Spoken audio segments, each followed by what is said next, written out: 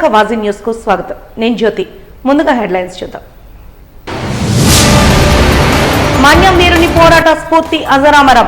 121వ జయంతిని పురస్కరించుకుని జిల్లా యంత్రాంగం ఆధ్వర్యంలో ఘన నివాళులర్పించిన జిల్లా కలెక్టర్ నరేంద్ర ప్రసాద్.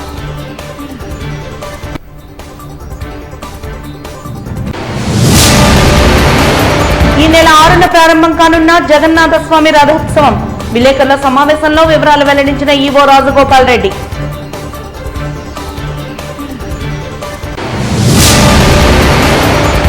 నీటి పరీక్ష అవకతవకలపై ఎన్టీఏను రద్దు చేయాలన్న విద్యార్థి సంఘాలు. విజయవంతమైన రాష్ట్ర వ్యాప్త బంద్.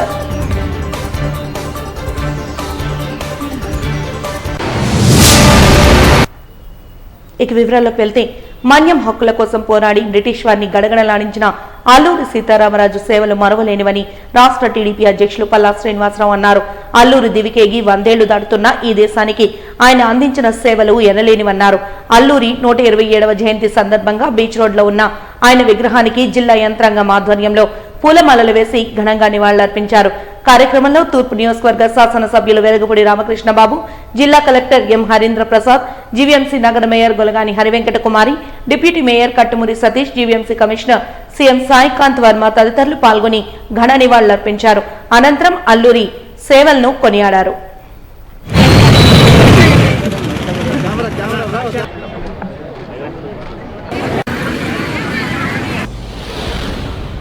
మరి ఈరోజు స్వాతంత్ర సమర యోధులు బ్రిటిష్ సామ్రాజ్యాన్ని గడగడలాడించినటువంటి తెలుగు బిడ్డ, తెలుగు తేజమైనటువంటి అల్లూరి సీతారామరాజు గారు 127వ జయంతి సందర్భంగా ఈస్ట్ నియోజకవర్గంలో వెలగపూడి రామకృష్ణ బాబు గారు నియోజకవర్గంలో గవర్నమెంట్ వారు ఆధ్వర్యంలో మరి ఇక్కడ కార్యక్రమం చేయబడడం జరిగిందండి.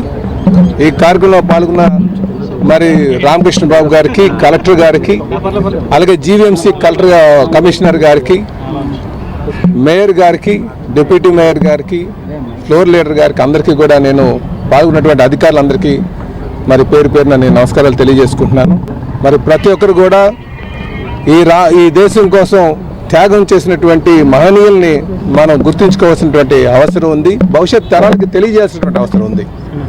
కనుక క్రమం తప్పకుండా జయంతి, వర్ధంతి కార్యక్రమం చేయాల్సినటువంటి అవసరం ఉందని చెప్పి ఈ సందర్భంగా తెలియజేస్తున్నాను. అలాగే ప్రతి ఒక్కరు కూడా ఈ పోరాట పటిమని, అల్లూరి సీతారామరాజు గారి యొక్క పోరాట పటిమని సమాజ శ్రేయస్సు కోసం అలవాటు చేసుకోవాలని చెప్పేసి ఈ సందర్భంగా తెలియజేస్తున్నాను. ముఖ్యంగా పౌర సమాజం, యువత.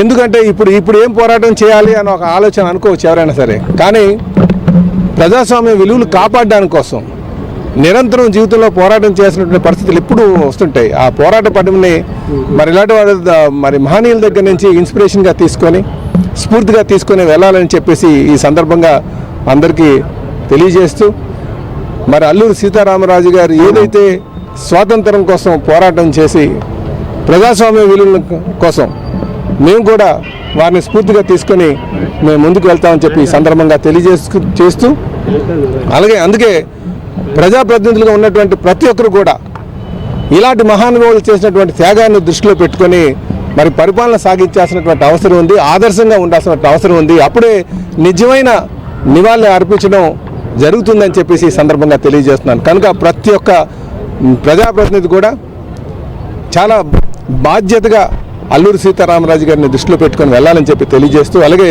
ఇంకా మాకు ఎంత గర్వం అంటే ఉత్తరాంధ్రకు సంబంధించినటువంటి వారు. ఎందుకంటే ఉత్తరాంధ్ర అనేది ఈ మధ్యన ఎక్కడ పడితే అక్కడ వినిపిస్తుంది. ఈ ప్రాంతం నుంచి ఈ దేశం కోసం ప్రాణాలు త్యాగం చేసినటువంటి మహనీయుడు అల్లూరి సీతారామరాజు గారు. కార్మిక హక్కుల పరిరక్షణ కోసం అల్లూరి సీతారామరాజు పోరాట స్ఫూర్తితో ఉధృతమైన పోరాటాలను నిర్వహిస్తామని సిఐటియు జిల్లా ప్రధాన కార్యదర్శి ఆర్కేఎస్వి కుమార్ పేర్కొన్నారు. అల్లూరి 127వ జయంతి సందర్భంగా డాబా గార్డెన్స్ లో గల అల్లూరి విజ్ఞాన కేంద్రంలో సిఐటియు జిల్లా కమిటీ ఆధ్వర్యంలో రక్తదాన శిబిరాన్ని ఏర్పాటు చేశారు. ఈ శిబిరాన్ని DCP B Lakshminarayana, east ACP Jayaram Prasad, Lions blood bank chairman Durga Prasad ప్రారంభించగా ముందుగా అల్లూరి చిత్రపటానికి పూలమాలలు వేసి నివాళులర్పించారు. ఈ సందర్భంగా సిఐటియు నాయకులు ఆర్కేఎస్వి కుమార్ మాట్లాడుతూ కార్మిక హక్కుల రక్షణ కోసం పోరాడి సిఐటియు సేవా కార్యక్రమాలను కూడా నిర్వహిస్తోందని తెలిపారు. మూడోసారి అధికారంలోకి వచ్చిన మోడీ సర్కార్ కార్మిక చట్టాల కాలరాతకు వేగం పెంచిందని, ఖచ్చితంగా ఆ వేగాన్ని అదుపు చేసేందుకు ఈ నెల 10వ తేదీన కోరికల దినోత్సవాన్ని నిర్వహిస్తున్నామని తెలిపారు. జయంతి సందర్భంగా ఈరోజు సిఐటి విశాఖ జిల్లా కమిటీ ఆధ్వర్యంలో రక్తదాన శిబిరాన్ని ఏర్పాటు చేయడం జరిగింది. ఈ శిబిరంలో పాల్గొన్నటువంటి కార్మికులందరికీ కూడా ముందుగా సిఐటి తరపున అభినందనలు తెలియజేస్తూ ఉన్నాం. సిఐటియు కార్మికుల పోరాటాలే కాదు, జీతభత్యాలు, ఉద్యోగ సమస్యలు, కనీస వేతనాలు ఇటువంటి వాటితో పరిమితం కాకుండా కార్మికుల యొక్క సంక్షేమం కోసం, వారి బాగోగుల కోసం సేవా కార్యక్రమాలు కూడా అనునిత్యం నిర్వహిస్తూ ఉంటుంది. అందులో భాగంగానే ప్రతి సంవత్సరం కూడా రక్తదాన శిబిరాలను ఏర్పాటు చేస్తూ ఉంటుంది. ఈ రోజున ప్రమాదాలు విపరీతంగా పెరుగుతున్నాయి. ఫార్మాసిటీల్లో కానీ, స్టీల్ ప్లాంట్లో కానీ, అసంఘటిత రంగంలో కానీ, రోడ్డు ప్రమాదాలు కానీ విపరీతంగా ప్రమాదాలు జరుగుతున్నాయి. ఈ ప్రమాదాలు జరిగి కార్మికులు ప్రాణాలు కోల్పోవడం, అంగవైకల్యం చెందడం ఇటువంటి అనేక సంభవిస్తున్నాయి. వీరికి అవసరానికి తగిన బ్లడ్ అనేది అందుబాటులో లేకపోవడం వల్ల అనేక మంది తీవ్రంగా నష్టపోతూ ఉన్నారు. ఒక ప్రాణం కోల్పోవడం అంటే కుటుంబాన్ని రోడ్డును పడిపోవడమే. కాబట్టి రక్తదానం చేయండి, ప్రాణదాతలు కండి అని చెప్పి నినాదంతో సిఐటియు ప్రతి సంవత్సరం రక్తదానం చేస్తూ ఉంది. ఈ సంవత్సరం కూడా మే 30వ తారీఖున సిఐటి ఆవిర్భావ దినోత్సవంగా బ్లడ్ డొనేషన్ ఇవ్వడం జరిగింది. అలాగే బ్లడ్ ఫర్ మైండ్స్ అని చెప్పి స్టీల్ ప్లాంట్లో గత 7 సంవత్సరాల నుంచి బ్లడ్ డొనేషన్ ఇస్తూ ఉన్నాము. మన 14వ తారీఖున కూడా రక్తదాన దినోత్సవం సందర్భంగా ఒక 250 మంది పైబడి రక్తదానం ఇవ్వడం జరిగింది. ఈరోజు అల్లూరు జయంతి సందర్భంగా కూడా అల్లూరు విజ్ఞాన కేంద్రంలో ఈ రక్తదాన శిబిరాన్ని ఏర్పాటు చేశాం. సిఐటియుగా ఈ కార్మికుల పోరాటాలతో పాటు ఇది కూడా చేస్తున్నాం. అలాగే రేపు 10వ తారీఖు నాడు, జూలై 10వ తారీఖు నాడు దేశవ్యాప్తంగా కార్మికుల డిమాండ్స్ డే అనే పేరుతోటి పెద్ద ఎత్తున కార్మికుల నిరసన దినాన్ని వ్యక్తం చేస్తున్నారు.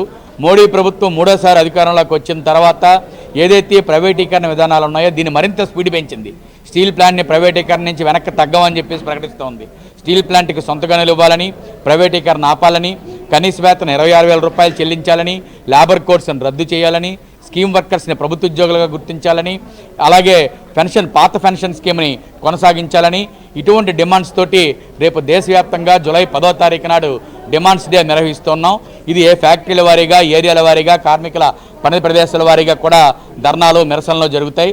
మోడీ ప్రభుత్వం అనుసరిస్తున్న కార్మిక వ్యతిరేక విధానాల మీద మొట్టమొదటిసారి గవర్నమెంట్కి వ్యతిరేకంగా ఈరోజు సిఐటియు స్వచ్ఛందంగా ఈ కార్యక్రమాలు చేస్తూ ఉంది. దీనిలో కార్మిక వర్గం పాల్గొవాలని, అలాగే రక్తదాన శిబిరంలో పాల్గొన్న వారందరికీ మరొకసారి అభినందనలు తెలియజేస్తారు.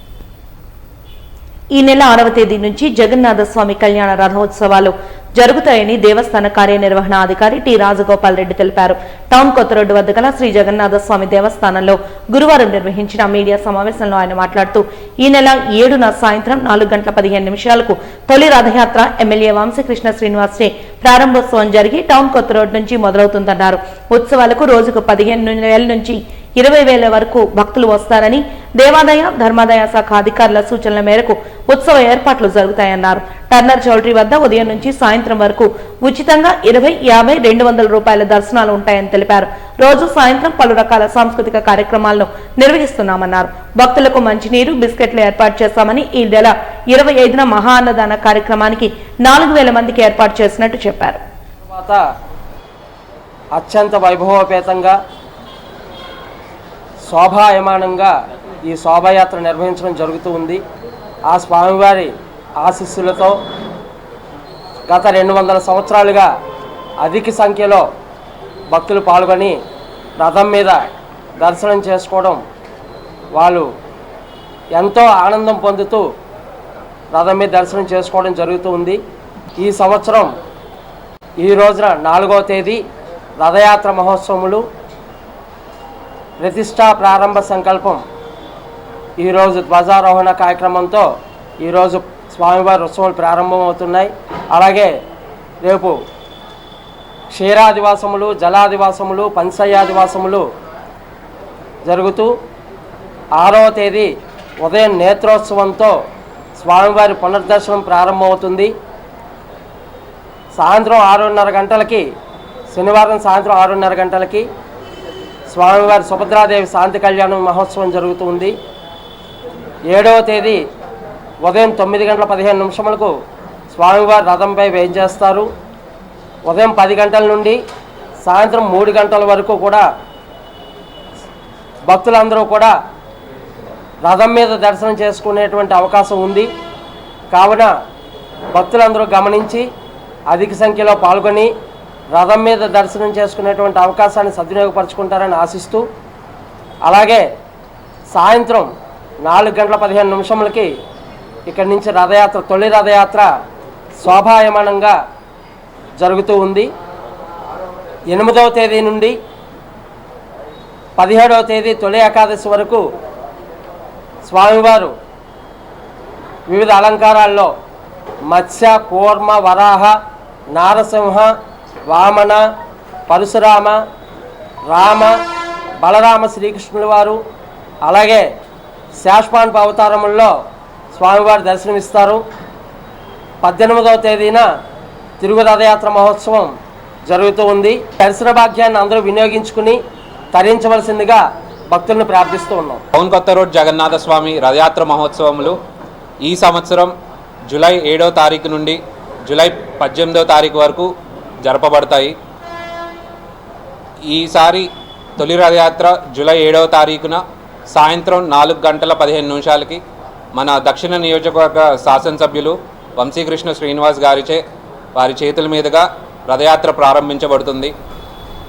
ఈ రథయాత్ర మహోత్సవం జూలై 7వ తారీఖున తొలి రథయాత్రతో స్వామివారిని రథం మీద టౌన్ కొత్త రోడ్లో ఉన్న ఆలయం నుండి టర్నర్ చౌల్ట్రీ ప్రాంగణం వరకు రథం మీద తీసుకొని వెళ్తాము. మన్యం వీరుడు అల్లూరి స్ఫూర్తితో కార్మిక హక్కుల సాధన కోసం పోరాడాలని ఏఐటీయూసీ నాయకులు పడాల రమణ కోరారు. అల్లూరి 127వ జయంతి సందర్భంగా సీతమ్మదారులోని అల్లూరి విగ్రహానికి పూలమాలలు వేసి నివాళులర్పించారు.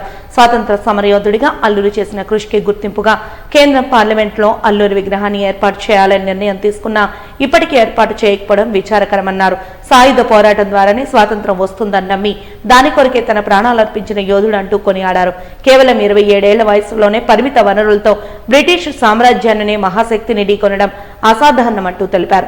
ఆయన ఆశయ సాధనలో పయనించడమే నిజమైన దేశభక్తి అని తెలిపారు.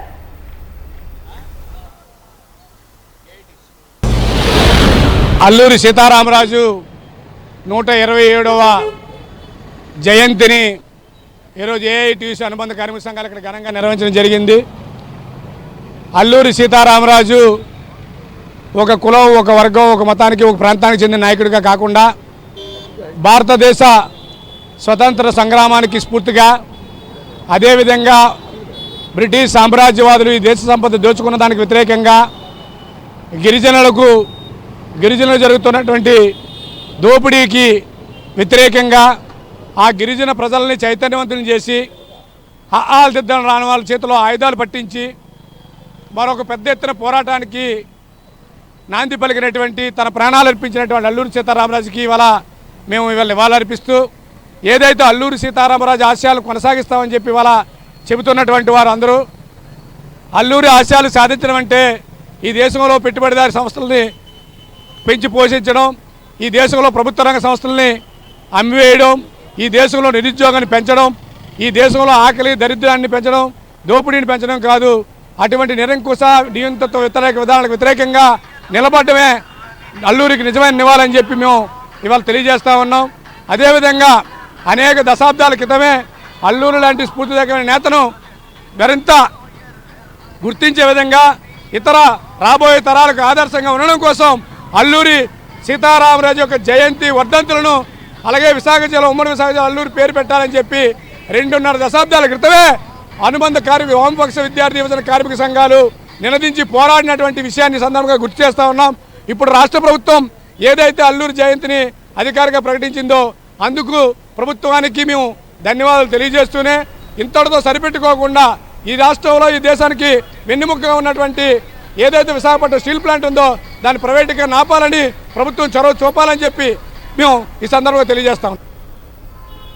39,70,000 రూపాయల వ్యయంతో ఈస్ట్ పార్క్ లో అభివృద్ధి పనులకు శ్రీకారం చుట్టామని ఉత్తర నియోజకవర్గ ఎమ్మెల్యే విష్ణుకుమార్ రాజు తెలిపారు. ఈ మేరకు పలు అభివృద్ధి కార్యక్రమాలకు టీడీపీ, బీజేపీ నాయకులతో కలిసి మాధవదార్లో శంకుస్థాపన చేశారు. ఈ సందర్భంగా వారు మాట్లాడుతూ ప్రస్తుతం ఉన్న కాలుష్య వాతావరణంలో పచ్చని వనాల పరిరక్షణ అనివార్యమన్నారు. ఇదే లక్ష్యంతో తాము ముందుకు వెళ్తున్నామని, వనాల పరిరక్షణకు ప్రజలు కూడా తమ వంతు సహాయ సహకారాలు అందించాలని కోరారు. ఎటువంటి సమస్య ఉన్నా కార్యాలయంలో అందుబాటులో ఉంటామని ఒక్క విజ్ఞప్తిని చేస్తూ రసీదును తీసుకుని సమస్య పరిష్కార దిశగా తమకు సహకరించాలని కోరారు. नमो रुद्राय ब्राह्मये ऋतं ब्राह्मण जनयन्तः देवा वरुणो ध्रुवं देवो बृहस्पतिः ध्रुवन्त इन्द्रश्च ॐ ध्रुवन्ते राजा वरुणो ध्रुवन्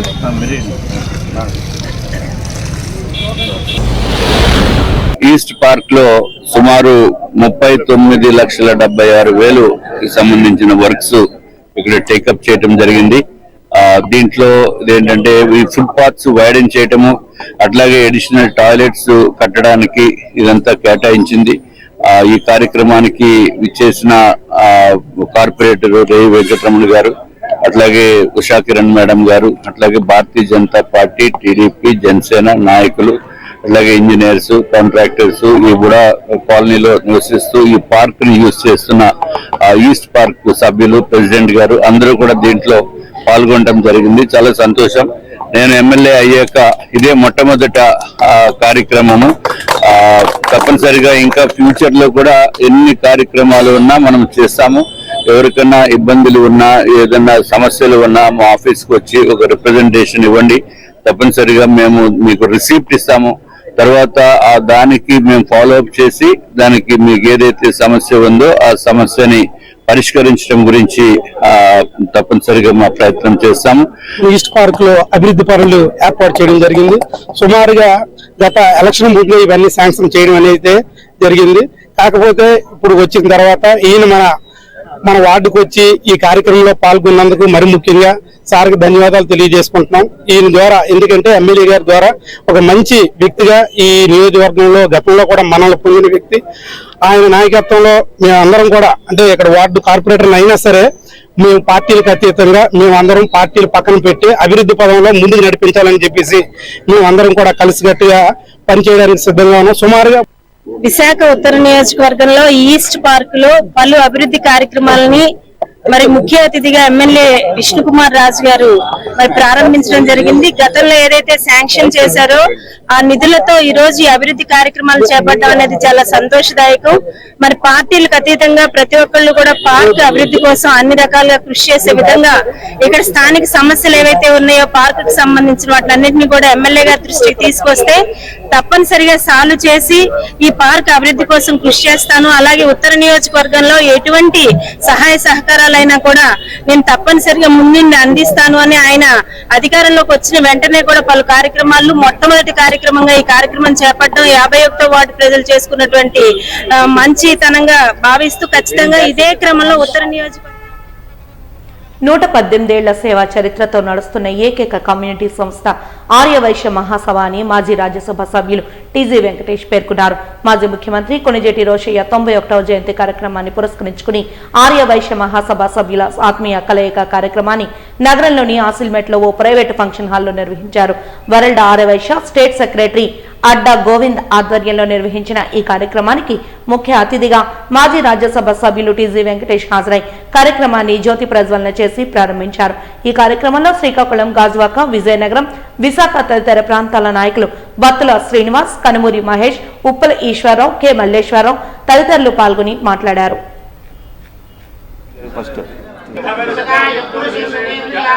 ఎంతో ప్రయత్నించి తన సొంత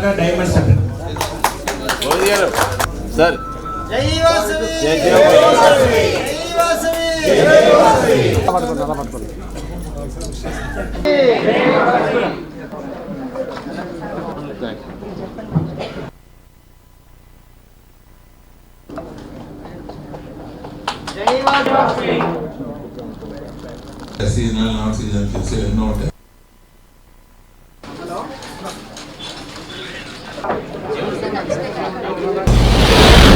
ప్రస్తుత ఈ కార్యక్రమం దేని గురించి అంటే ఏంటది ఆర్యవైశ్య మహాసభ గెట్ టుగెదర్ ప్రోగ్రాం, అలాగే నెక్స్ట్ రోసయ్య గారి 91వ జన్మదినం. ఈ రెండు కార్యక్రమాలకి ముఖ్య అతిథిగా టీజీ వెంకటేష్ గారు వచ్చారు. అలాగే లక్ష్మయ్య గారు, అలాగే సిహెచ్ సత్యనారాయణ గారు, నాగేంద్ర గారు, ఇలా రాష్ట్ర పెద్ద మనుషులు స్టేట్ అండ్ సెంట్రల్ నుంచి కూడా వచ్చారు. వీళ్ళందరికీ మరొకసారి ధన్యవాదాలు, కృతజ్ఞతలు తెలుపుతున్నాను. ఆర్యవైశ్య మహాసభ స్థాపించి 118 సంవత్సరాలు అవుతున్నది. దేశంలోనే ఇటువంటి సంస్థ, సర్వీస్ ఓరియంటెడ్ కమ్యూనిటీ సంస్థ, ఇంత పురాతనమైనది, చక్కగా నడుస్తున్న సంస్థ.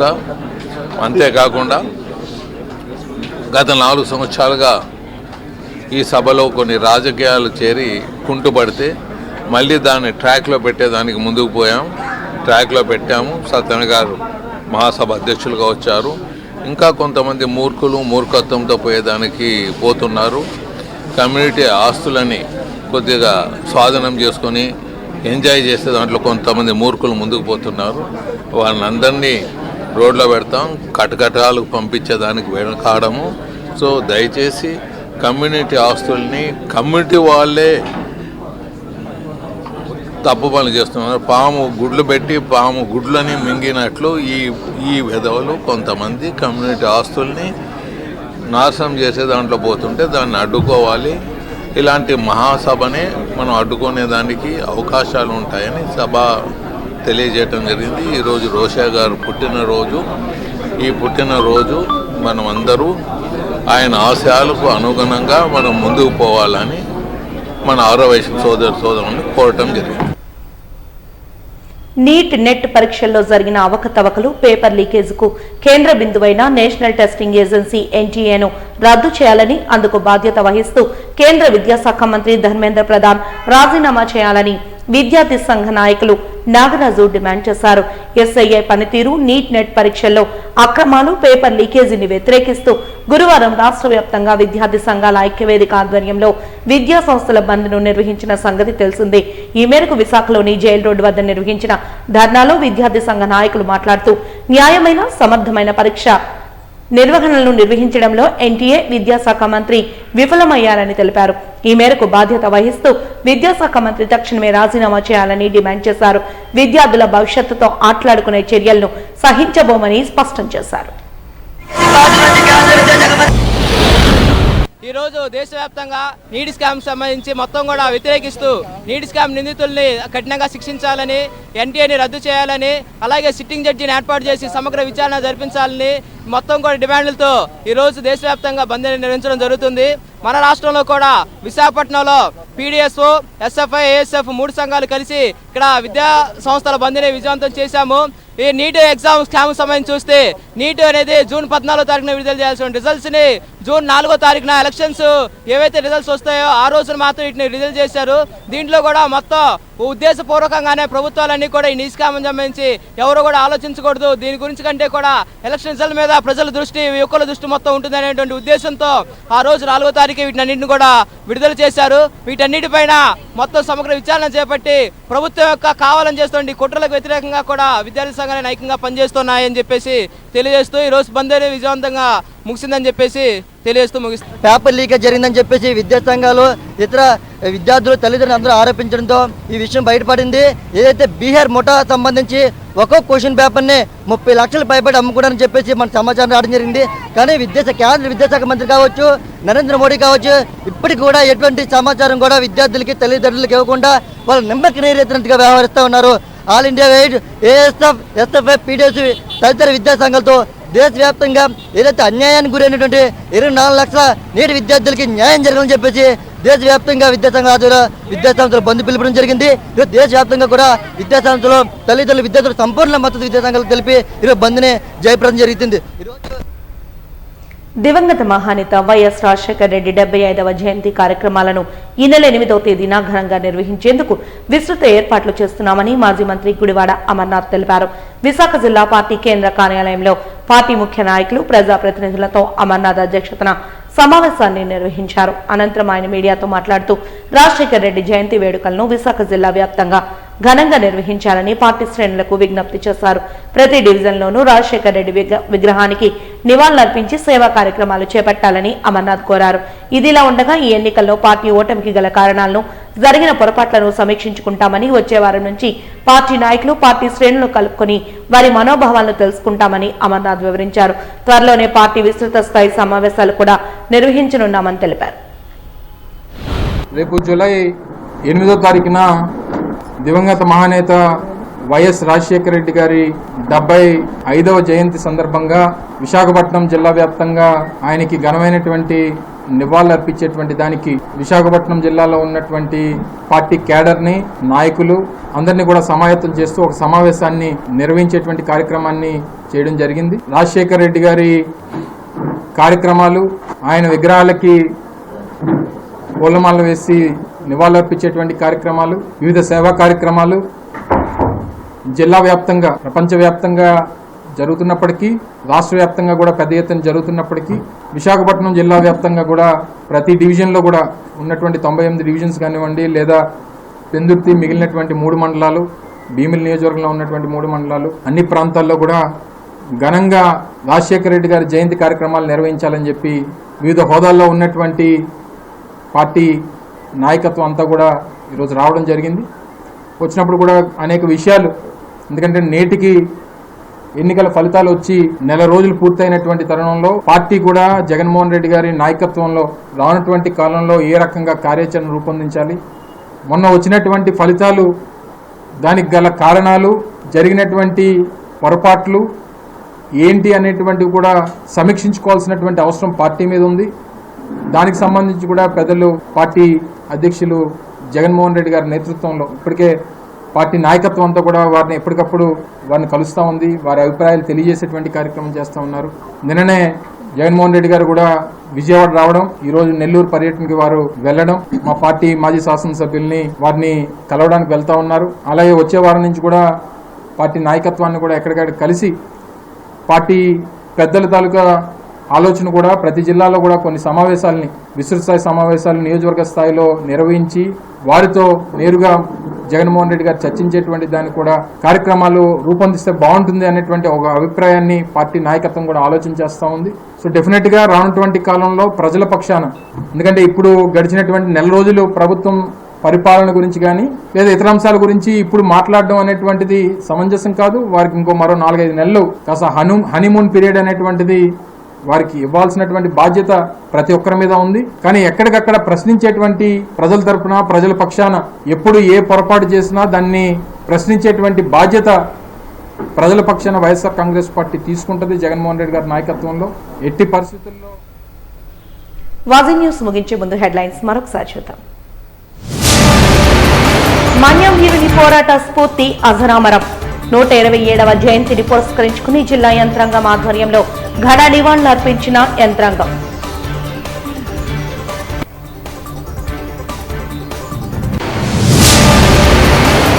ఈ నెల 6న ప్రారంభం కానున్న శ్రీ జగన్నాథ స్వామి రథోత్సవం.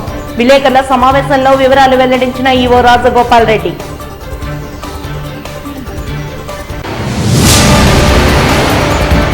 నీట్ పరీక్ష అవకతవకల్లో ఎన్టీఏను రద్దు చేయాలన్న విద్యార్థి సంఘాలు. విజయవంతమైన రాష్ట్ర వ్యాప్త బంద్.